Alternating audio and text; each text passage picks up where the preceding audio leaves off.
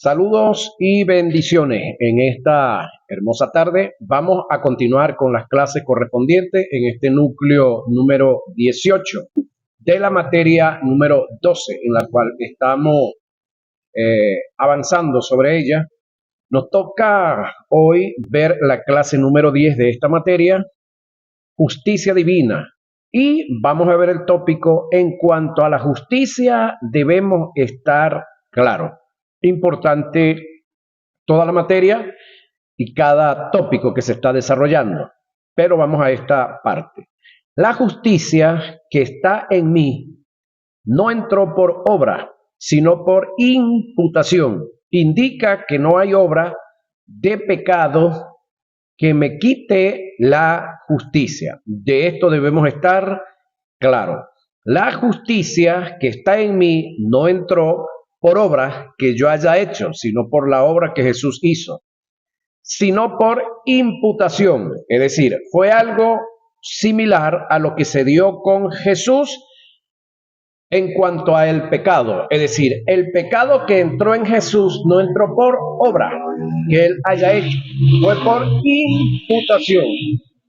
Sobre él fue imputado el pecado por parte del Espíritu Santo. Entonces, de la misma manera, como él fue hecho pecado, nosotros fuimos hechos justos. En este caso, por el mismo que hizo, mira esto, por el mismo que hizo pecado a Cristo, fue el que nos hizo a nosotros justos. ¿Sí? Ahora, sin la justicia si la justicia hubiera entrado por obras, la tendría que mantener por obras. Preste atención a esto. Si la justicia hubiese entrado por obras, la tendría que mantener por obras. Esto indica que solo el que me dio la justicia, que es Dios, me la puede quitar. Y esto es imposible aún para Dios, porque ¿cómo puede Dios caducar lo que ya ha quedado determinado en forma absoluta en el Tribunal Supremo Celestial? Por lo tanto, no hay pecado que determine tu condenación, no hay quien te pueda condenar. Somos libres en Jesús por el Espíritu Santo. Ahora, supongamos una suposición que no es posible nunca. Supongamos que Jesucristo se descarría. ¿Será que la obra vicaria que él hizo, será que la justicia que él hizo, será que la santidad que yo tengo, será que la salvación que ya adquirí por fe se me puede quitar? No, es imposible. Ahora, el hecho de la imputación es subrayado en la imputación del pecado de Adán a la raza humana, con el efecto de que todos los hombres son considerados pecadores por Dios. Romanos 5, 12 al 21. Esto se desarrolla más aún en el hecho de que el pecado del hombre fue imputado a Cristo cuando él se ofreció como ofrenda por el pecado del mundo. Segunda a Corintios 5, 14 y 21, Hebreos 2, 9 y Primera de Juan 2, 2. Así también la justicia de Dios es imputada a todos los que creen.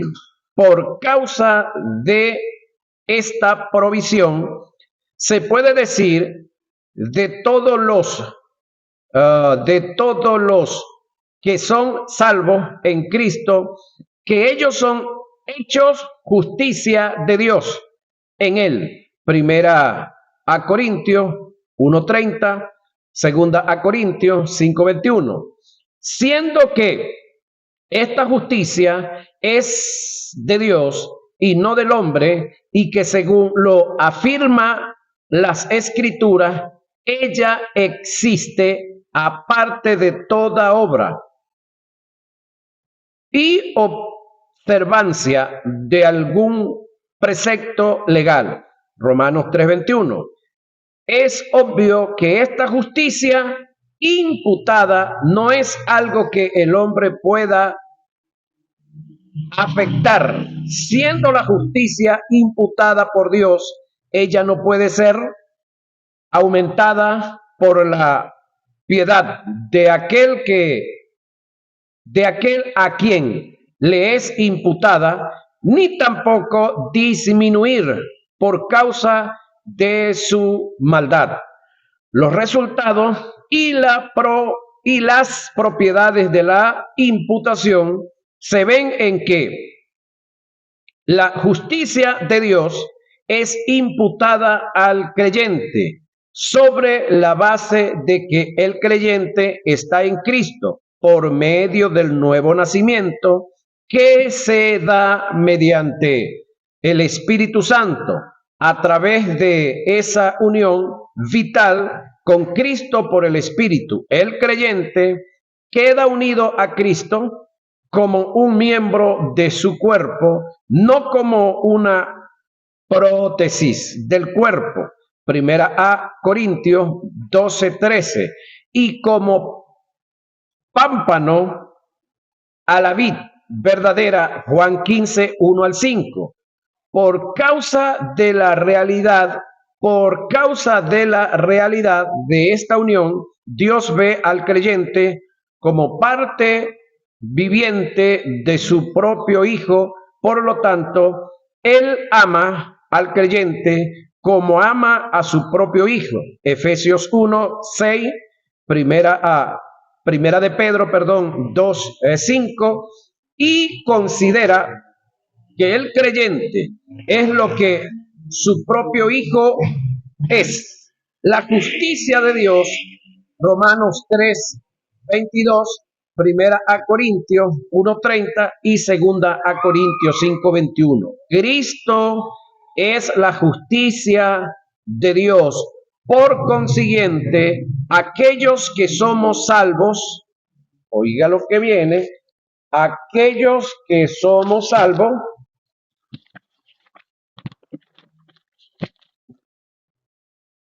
son hechos justicia de Dios por estar en Él. Segunda a Corintios 5:21. Ellos están completos en Él, es decir, en Dios, en Cristo. Colosenses 2:10. Y perfeccionados en Él, en Dios, para siempre. Hebreos 10:10 y 14. Por esta causa corroboro lo antes dicho. No hay obra de pecado que me pueda condenar, pues de haber sido justificado,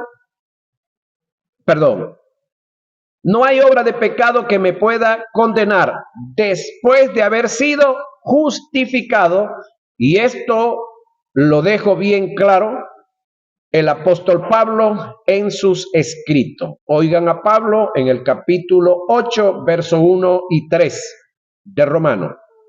Ahora pues, término presente, tiempo. Ahora pues, ninguna condenación hay para los que están en Cristo Jesús. Coma.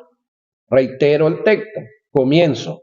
Ahora pues, ninguna condenación hay para los que están en Cristo Jesús. ¿Por qué razón? Por causa de la justicia que está en los que estamos en Cristo Jesús. Ahora, mira lo que le añadieron. Los que no andan conforme a la carne, sino conforme al Espíritu. Eso no está en los originales. Es algo que le añadieron los traductores. Ahora, ¿qué es lo que sí está en los originales?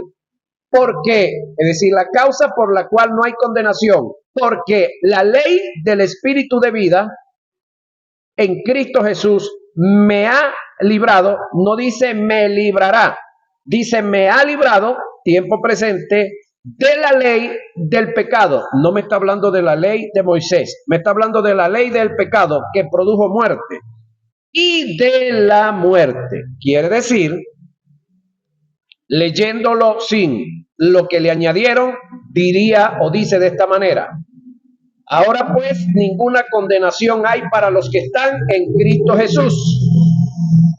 ¿Por qué razón? Porque la ley del Espíritu de vida en Cristo Jesús me ha librado. Nótese, no es que me va a librar, ya estoy libre de la ley del pecado y de la muerte.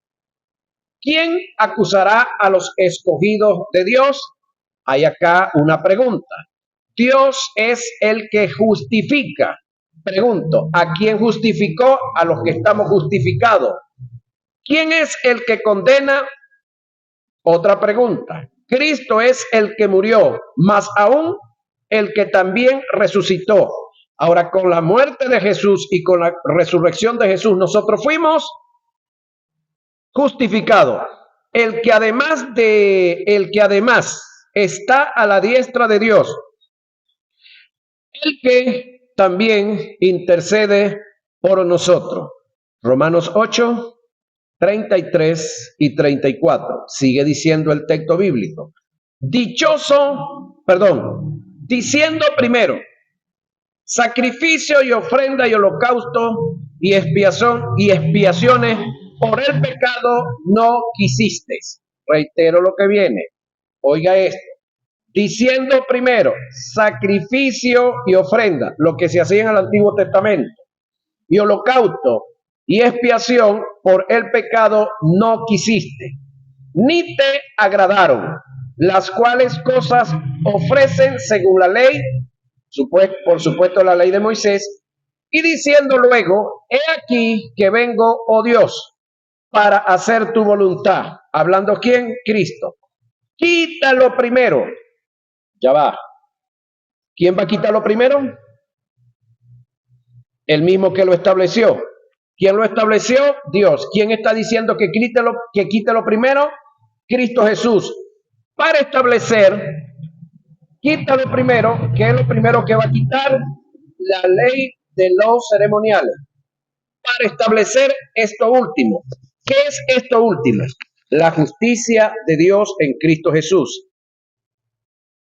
En esa voluntad somos justificados mediante la ofrenda del cuerpo de Jesucristo, hecha una vez para siempre. Y ciertamente todo sacerdote, hablando de los sacerdotes judíos, no romanos, todo sacerdote está día tras día ministrando y ofreciendo muchas veces los mismos sacrificios que nunca pueden quitar los pecados. Pero Cristo, habiendo ofrecido una vez para siempre un solo sacrificio por los pecados, se ha sentado a la diestra de Dios. ¿Cómo? Ya va. Oiga esto con cautela. Ciertamente todo sacerdote está día tras día ofreciendo muchas veces los mismos sacrificios. Oiga, que nunca pueden quitar los pecados. Hablando de Cristo, Juan el Bautista, cuando Jesús está o viene de camino a él, ¿qué es lo que dice? He ahí el Cordero de Dios que quita el pecado del mundo. Las ofrendas y todo lo que hicieron los sacerdotes del antiguo pacto, eso cubrían los pecados, no los quitaban. ¿Qué hacían? Expiación, que es expiar, cubrir, tapar. Acá Cristo dice quita el pecado del mundo. Ahora, verso 12 dice, pero Cristo, habiendo tiempo pasado ofrecido, oiga, una vez para siempre, un solo sacrificio por los pecados, se ha sentado a la diestra de Dios. De ahí en adelante, después que pasó eso, después que Cristo muere y resucita, de ahí en adelante, esperando hasta que sus enemigos sean puestos por estrado de sus pies, porque con una sola ofrenda hizo perfecto para siempre a los santificados. ¿Quiénes son los santificados? Los justificados. ¿Quiénes son los justificados? Los que hemos conocido a Cristo en las Escrituras, hemos aceptado ese sacrificio y le hemos entregado nuestra vida a Él. Hemos sido hechos como perfectos para siempre. por esa obra vicaria que él hizo en la cruz. Ahora, ¿eso está donde? Hebreos 10, 8 y 9. Cualquier pecado que cometamos ante Dios nos debe contristar o entristecer, por supuesto, pero no condenar, porque no hay pecado que te pueda condenar después de haber sido justificado por Dios mediante el sacrificio de su Hijo por su Espíritu Santo. Yo me siento contrictado y avergonzado delante de la santidad de Dios por el pecado que hice, pero nunca me siento condenado ante Él, porque Él nunca me condenará y tampoco se avergonzará de mí. A continuación, voy a explicar en forma exegética, tomando en cuenta los medios de interpretación, algunos textos bíblicos que han sido utilizados tradicionalmente por entes religiosos con una mala interpretación en forma eisegética fuera del contexto histórico, lo cual ha sido constituido como una doctrina fuera de la realidad bíblica, condicionando así la salvación del hombre, negando la eficacia de la obra regeneradora que se dio una vez en Cristo y que el hombre obtiene por la fe y la disfruta por la fe. Por tanto, estos son los textos mal interpretados y por ende mal enseñados. Por tanto, es necesario que con más diligencia atendamos a las cosas que hemos oído, no sea que nos deslicemos. Porque si la palabra dicha por medio de los ángeles fue firme y toda transgresión y desobediencia recibió justa retribución, ¿cómo escaparemos nosotros si descuidamos una salvación tan grande, la cual, habiendo sido anunciada primeramente por el Señor, no nos fue confirmada por los que oyeron y testificando Dios juntamente con ellos, con señales y prodigios y diversos milagros y repartimiento del Espíritu Santo según su voluntad? Esto está donde Hebreos 2, 1 y 4. Lo primero que hay que tomar en cuenta es que el escritor de la carta a los hebreos le está escribiendo, oiga, a judíos convertidos al evangelio, que por haber abandonado sus creencias de la ley y tradiciones, estaban siendo confrontados por los líderes judíos profesantes de los rituales de la ley y a su vez estaban luchando con su propia conciencia que los condenaba por haber abandonado dichos rituales espirituales por la ley. Todo el desarrollo de la carta se centra en animar, exhortar a los judíos convertidos a no abandonar la creencia, del evangelio, que es más significativo y de más valor que los rituales de la ley, señoras y señores. Ahora,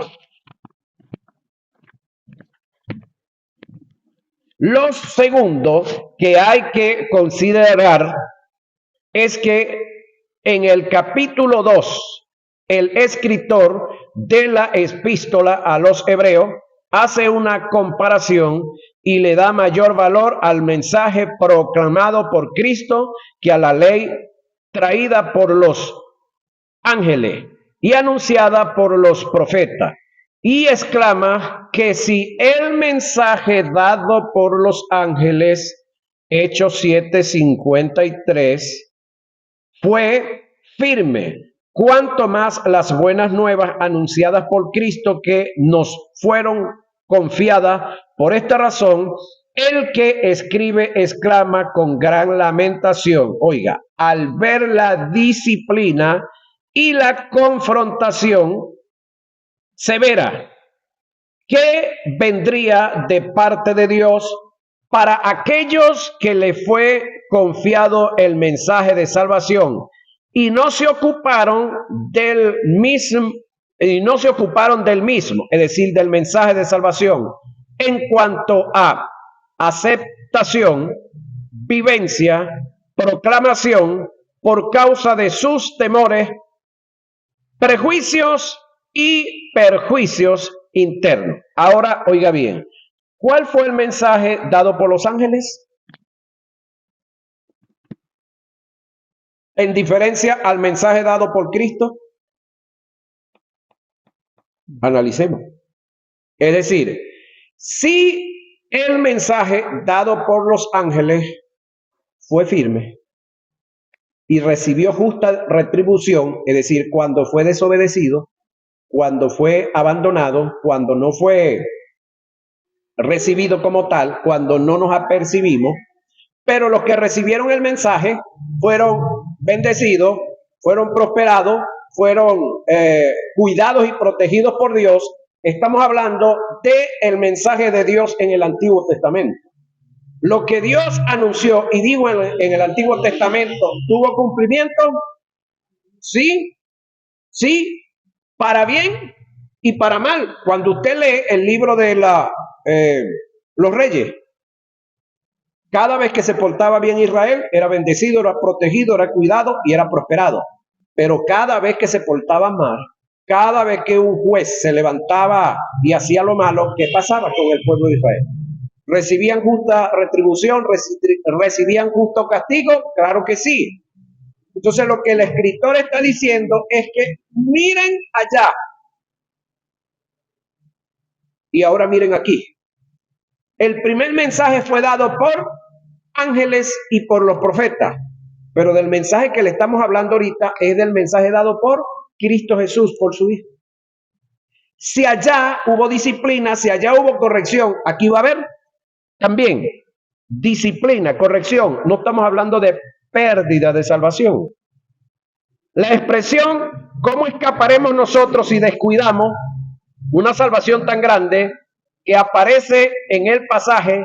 No tiene nada que ver con perder la salvación, sino con el escapar de la acción disciplinaria de Dios que vendría por no ocuparse en el caso de los judíos convertidos, como se requiere de dicha salvación por una desobediencia voluntaria después de haber conocido la verdad en cuanto a Cristo se refiere, queriendo volver a los sacrificios y a las demandas de la ley.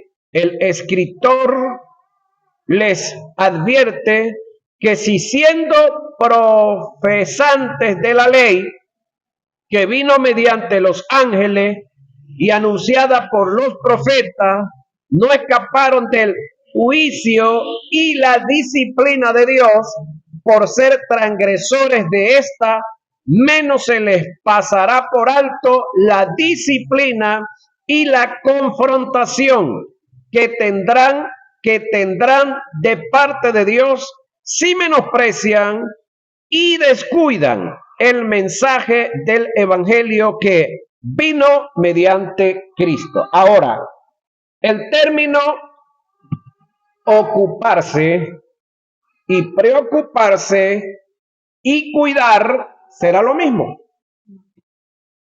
¿Qué es preocuparse? Ocuparse antes de que te toque ocuparte. Eso es preocuparse. Es decir, mañana tienes que sembrar, por decir algo, 500 matas de café. Y hoy comienzas a pensar, ¿cómo lo voy a hacer? ¿Cómo voy a abrir los huecos? ¿Cómo las voy a meter? ¿Cómo tengo que picarle las raíces? ¿Cómo las voy a cargar? ¿Cómo voy a hacer? Ya va, espere que llegue mañana. ¿Quién ha resuelto algo con preocuparse? Cuente. Nadie. La gente se ha enfermado por preocuparse. Ajá. Ahora, ¿quién ha resuelto ocupándose? Todo el que se ocupa resuelve. Ok. Entonces, preocuparse no nos sirve de nada. Ahora, el término aquí es ocupaos en vuestra salvación. ¿Qué es ocuparse en la salvación? Ocuparme de vivir lo que tengo que vivir como hombre que tiene salvación. Ocuparme de la vida espiritual que ya he recibido tiene que ver con dar frutos, tiene que ver con manifestar a través de mí el fruto del Espíritu Santo. ¿Qué es eso? Amor, paz, paciencia, benignidad, bondad, fe, mansedumbre y templanza frente a cualquier circunstancia. Recuérdense que el término lo dice, circunstancia, momentánea, temporal. Pero el fruto, si yo me propongo, puede ser eterno. ¿Cómo así? Es decir, si yo me propongo vivir permanentemente y el resto de mi vida eternamente en amor, lo puedo lograr. El problema está que de repente algunos vivimos una semana en amor y la otra la vivimos en desasosiegos, en preocupación, en desespero. Pero ya va, tiene culpa Dios de que yo viva esta semana o 15 días en amor, tolerando todo, soportando todo, y la otra me desaspere o me desafe. No, no. Entonces yo debo de ocuparme en mi salvación, es decir, en mostrar la paz, en mostrar la quietud, en mostrar templanza, seguridad, dominio propio, en vivir genuinamente el Evangelio, independientemente del resto de la gente. Yo tengo que vivir mi vida como cristiano, es decir, ocuparme en mi salvación, independientemente del resto. Ah, no, entonces yo veo a Rafaelito que fue y se bebió una caja de chimón. Ah, no, si Rafaelito lo hace, que es el pastor adulto, yo también, que apenas soy un visitante. Ya va, yo tengo que ocuparme de mi vida, cada quien que se ocupe de la suya. Un día todos vamos a dar cuenta. Ahora, porque si la palabra dicha por medio de los ángeles fue firme y toda transgresión y desobediencia recibió justa retribución. Hebreo 2:2. Es decir, Dios como Padre disciplina ¿a quién? A todo el que recibe por hijo. Lo otro que hay que tomar en cuenta en relación al pasaje, que es el término descuidar, que aparece en el pasaje, es amaleu, el término, que significa tener en poco, es decir, el que tiene en poco, despreocuparse, es decir, de vivir como debo vivir, omitir, pasar por alto, ser negligente en cuanto a nuestra vida como cristiano, despreciar, menospreciar, no darle importancia, desatender. Por lo tanto, en el aspecto de la salvación, en cuanto al descuido al que hace mención el escritor, sin lugar a duda, se refiere a no atender con diligencia en forma absoluta y decisiva el llamado a la salvación, que vino por causa de no ocupándose o de no ocuparme de él en la vivencia y la proclamación.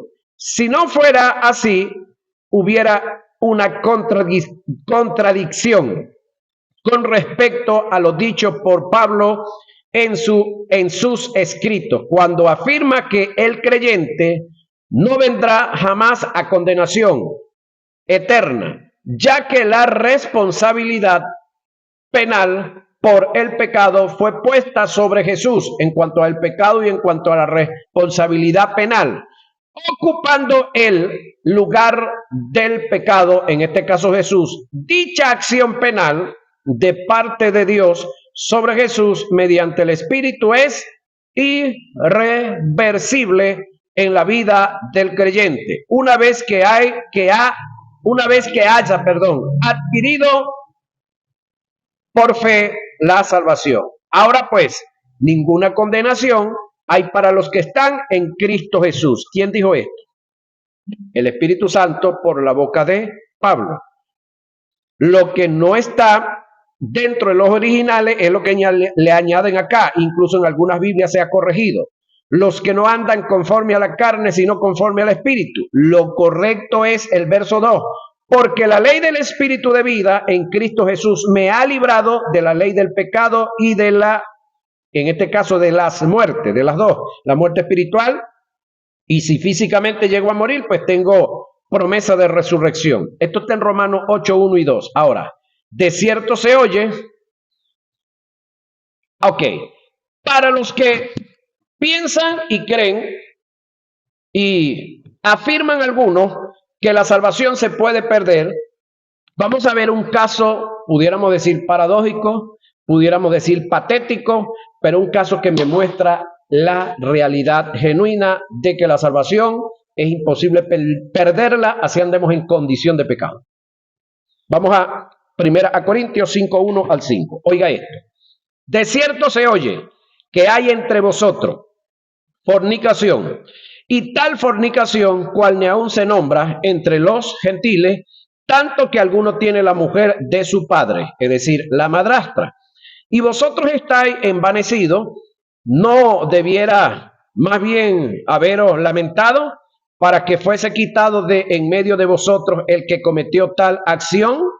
Ciertamente, yo, dice Pablo, como ausente en cuerpo, es decir, no estaba en el sitio, no estaba en el territorio, alguien le informó, pero presente en espíritu, ya como presente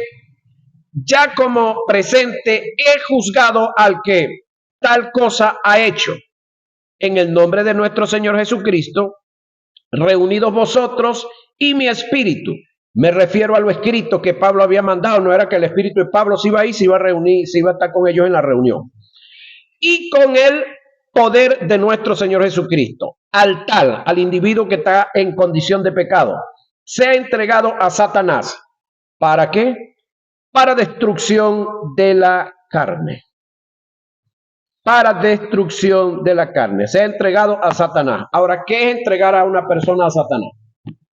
Hacer una oración al diablo. Usted y yo estamos en capacidad de orarle al diablo para entregarle a alguien. Entonces, ¿qué es entregar a alguien en manos de Satanás? No lo aconsejen más. No lo visiten más. Quítenle todos los cargos que tiene. Ténganlo como gentil. Ténganlo como no creyente, aunque no deja de ser. Oiga, entréguenlo en manos de Satanás. ¿Para qué? A fin de que para destrucción de la carne. ¿De qué estamos hablando? Para el término destrucción de la carne tiene que ver este tipo en esa condición de pecado debe de derraparse.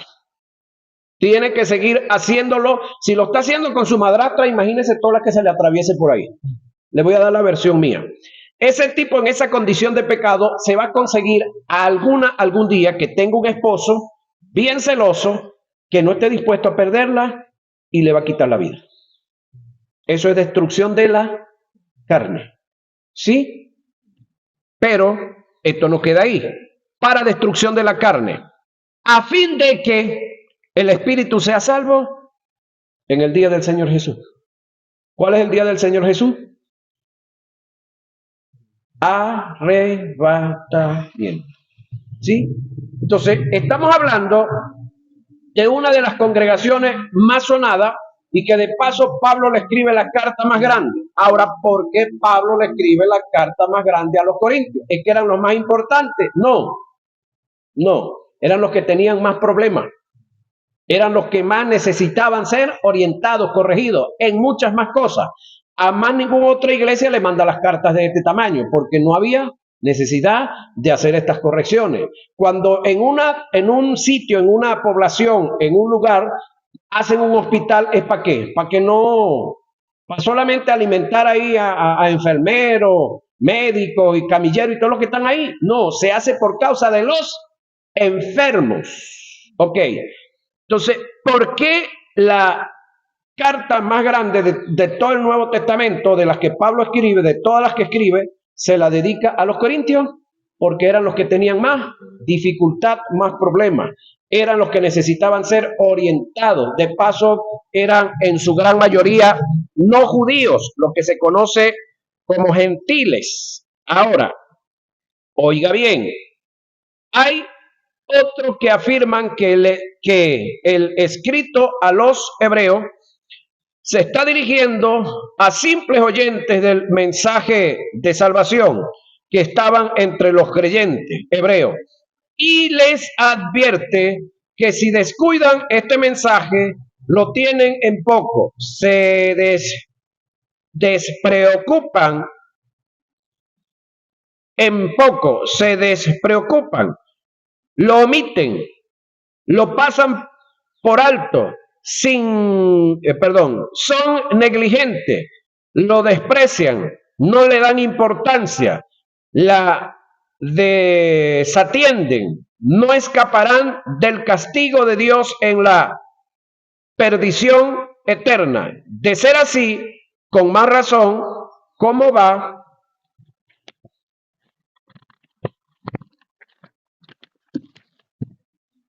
a perder la salvación quien todavía no la tiene? Indica que el pasaje, de una forma u otra, no está haciendo referencia a la posibilidad de que el Hijo de Dios, después que haya obtenido la salvación por fe, la pierda por obra.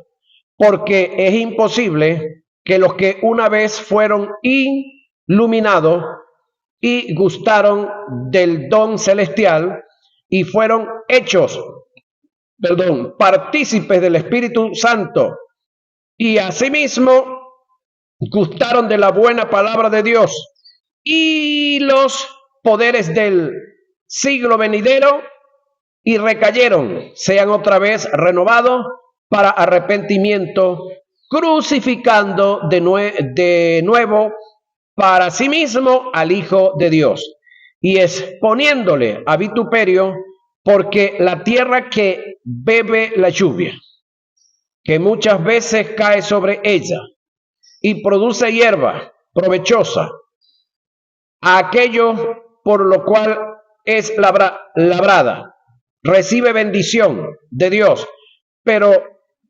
la que produce espinos, abrojos, es reprobada, está próxima a ser maldecida y su fin es ser quemada. Hebreos 6, 8 y 4. Oiga, lo primero que debemos tomar en cuenta es que a quienes se le escribe la carta son creyentes genuinos, convertidos al Evangelio mediante la fe en Cristo, que no son meros profesantes que estuvieron dentro del seno de la iglesia y después renegaron de la fe. Esto lo digo por algunos elementos que están dentro del pasaje que nos dan indicio de esto. Los que fueron iluminados. Este término hace referencia a aquellos que por el Espíritu Santo fueron convencidos de pecado al iluminar su entendimiento por el conocimiento de la palabra, saliendo del estado negligente en el cual los tenía Satanás. Segunda a Corintios 4:4. Gustaron del don celestial. Esto equivale y hace referencia a los que recibieron a Cristo como su Salvador.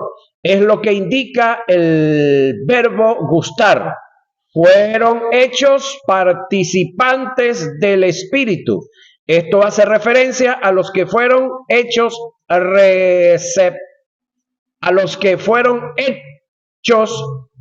recepción o morada del Espíritu Santo.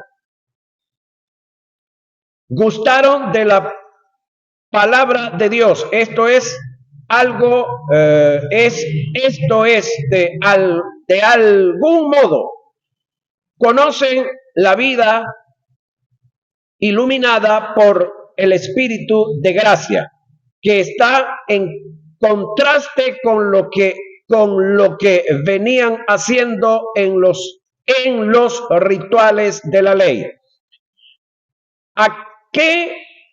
Perdón, aunque la carta se dirige a cristianos, el término recayeron y sean renovados para arrepentimiento no da la idea o la posibilidad de que se pueda dar una recaída en un creyente y se pierda por la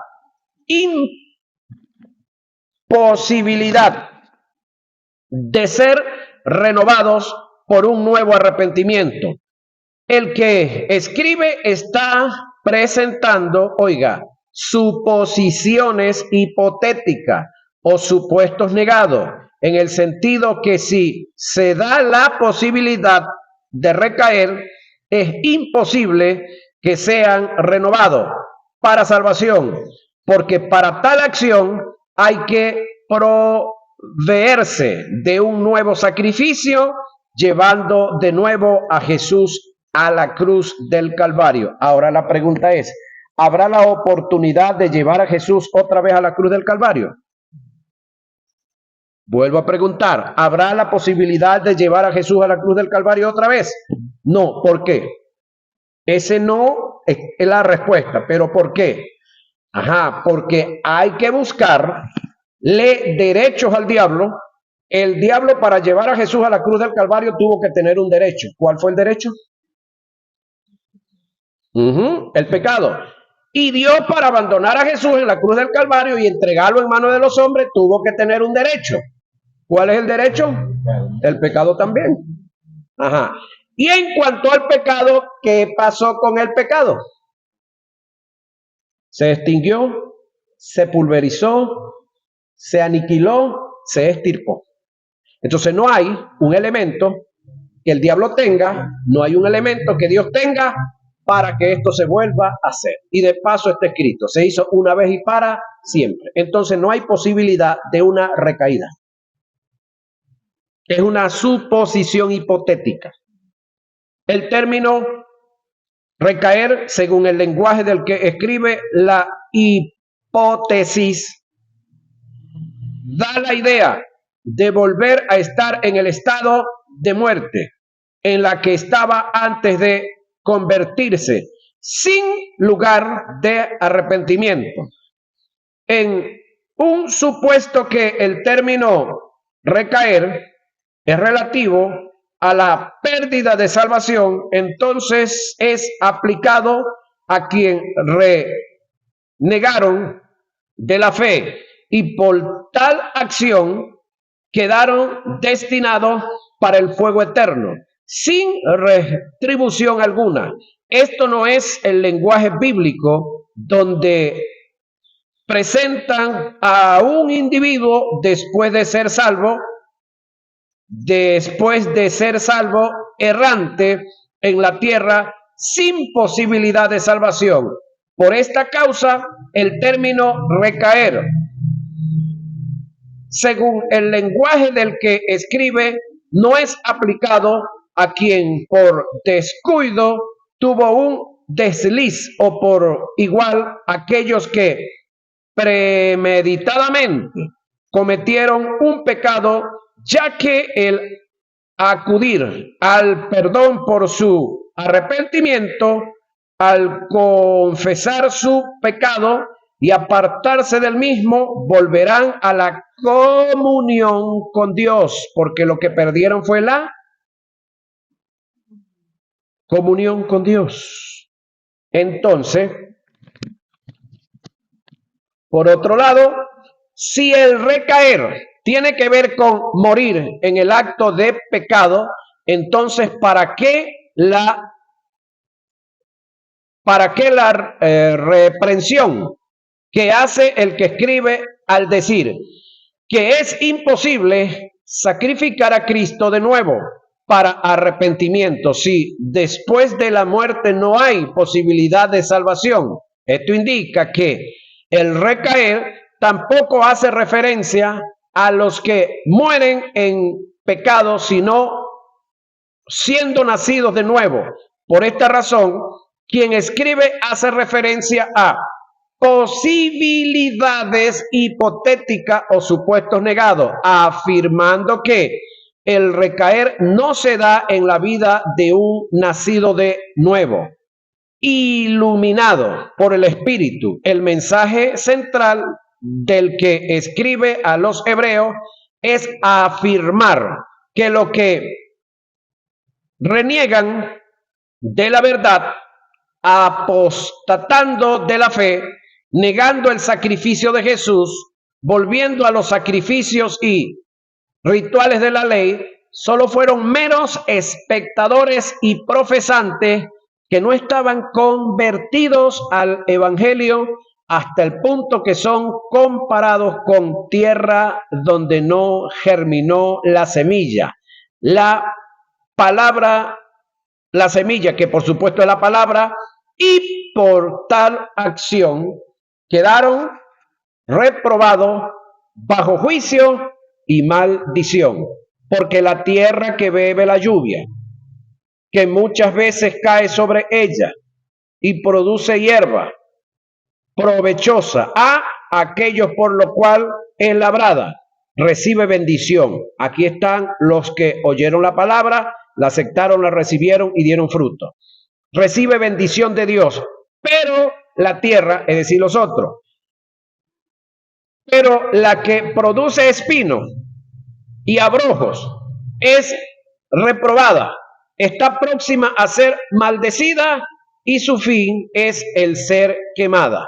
Es decir, la tierra que produjo es bendecida por Dios, pero la que no produjo, que recibió la misma lluvia, que recibió la misma palabra, que oyó el mismo mensaje, pero no lo valoró, no lo aceptó, no le dio el lugar de honor, entonces está bajo maldición. Es decir, no es que, es que siempre ha estado bajo maldición. Es el caso de Juan 3:18. El que en él cree no es condenado, mas el que no cree ya ha sido. Está en condenación. ¿Sí? Hebreo, del que vengo hablando, Hebreos 6, 7 y 8.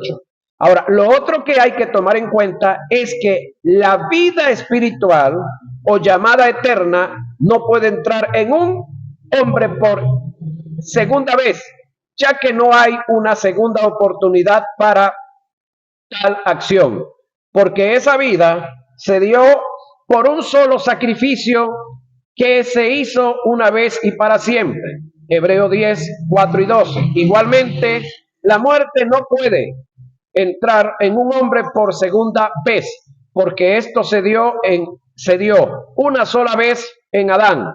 Por esto afirmamos que la proclamación que presenta el escritor a los hebreos son suposiciones hipotéticas, supuestos negados, la posibilidad o negamos la posibilidad de que este acontecimiento, es decir, morir de nuevo, espiritual, le pase a uno que haya nacido de nuevo, afirmando que quien reniegue de la fe y apostate en contra de ella son judíos no convertidos, meros profesantes, agentes nominales que estaban introducidos,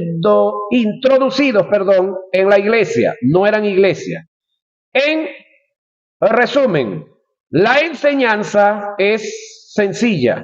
No es posible que un hijo de Dios caiga de la gracia y pierda su salvación, entrando por segunda vez en un estado de muerte para condenación y se mantenga errante, destinado para el infierno. No puede la muerte entrar por segunda vez en aquellos que han sido justificados por Cristo y que por causa de la justicia hayan obtenido la vida eterna. Reitero, todo lo que el escritor presenta son suposiciones hipotéticas o lo que es lo mismo, supuestos negados, señoras y señores. Vamos a ver hasta dónde me llega. este tópico para ver hasta dónde... No, vamos a aguantarlo aquí para que nos vamos a la próxima clase que es la 11. ¿Mm? Sí, me pasé.